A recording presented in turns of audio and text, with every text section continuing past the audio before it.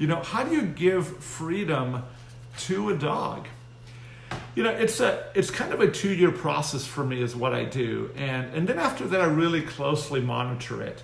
A puppy will really spend a lot of time inside of a crate and inside of a playpen. And then really when they're out of a crate and out of a playpen, we're constantly doing place training, we're constantly doing leash walking, we're constantly doing coming when called, and any one of the other skills that we want to develop in our dogs so that way they can get good at it. So I'm really pretty disciplined with my own personal dogs for about 2 years to do that. Now look, you probably know this about me, I'm a little over the top when it comes to my dogs and the way that I do things. I do think that at about a year old, you can begin to do that with your dog if you've been training the place command, the leash walking and doing all that, just really starting to establish to your dog, what's the norm of my household? Hey, how am I gonna get you, how's the dog gonna live together with you? I think as you begin to see that, one of the ways that I actually go about doing this, giving my dog some freedom, is I'll put my dog in its place, I'll give them something to do, and this is probably after a nice walk, and I'll leave for 15 minutes. And yes, in that time, your dog could destroy something. But I think that if you just leave for a short period of time, 5, 10, 15 minutes, you can begin to see what your dog is doing, okay?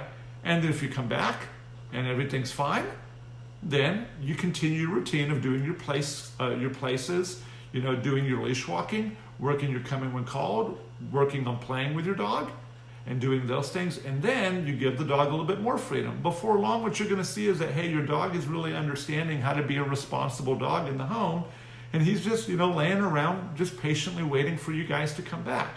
So that's how I do it. But when I've done this, I did this with Gabby, and she did pretty well up to about 2 years old. Well, at 2 years old, I gave her freedom. I started leaving her out when I would go to church and do different things like that.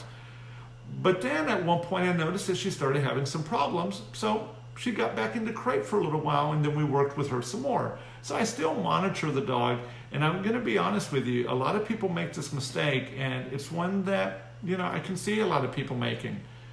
They come back home, they gave freedom to their dog makes a mistake, and now they're angry and they direct it at the dog.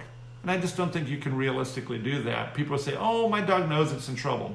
It doesn't really know what it's in trouble for. It just sees your not so happy face, your kind of angry face, and probably decides that, hey, they've got that mad face that generally leads to nothing good. So just be careful with putting your dog back in trouble whenever they do that, okay? So you had a question here. If they leave the place, what impact does that if you're not there to correct? I'll tell you this, I talk about it a lot too, that if a human puts a dog on its place and then they come off, then that somebody has to hold the dog accountable. But then if the dog gets on there on their own accord, and they can come off whenever they want. Well, you kind of have to play it a little bit because it's kind of a gray area, right? So maybe you could set the dog up that every time that you leave, instead of saying go to your bed, you just do something special for the dog, and you're going to give him a reward on his bed. And most likely the training will grab hold once you leave, that he'll understand that this is the place to hang out in, okay? You can set cameras up. I've known people who have done that. They're watching it on their smartphones and doing things like that. But hey, just, take a look at that. But, it's a little bit dicey. But what I would do for your guy, because I'm kind of intimate with him and knowing him, maybe wait about 4 months before you give him that freedom. Let these behaviors that we're teaching him really begin to sink into his brain, because he has about a month of practice and stuff. And while he's doing a fantastic job, okay, I do think that he probably needs to stay, build this skill a little bit more, and then maybe also learn it in the backyard and in the front yard to really prove to you that he understands what you're asking him to do.